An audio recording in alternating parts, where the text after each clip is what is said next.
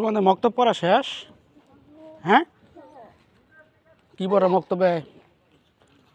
আলিফ বা তা সা সবটি তোমরা তোমরা 3 মগা কি আলিফ বা তা সা পড়ো?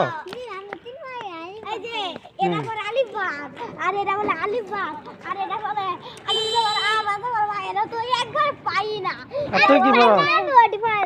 আর তুই কি পড়ো?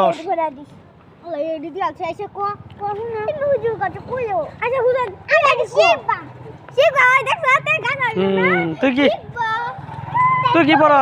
ও কি পড়ে?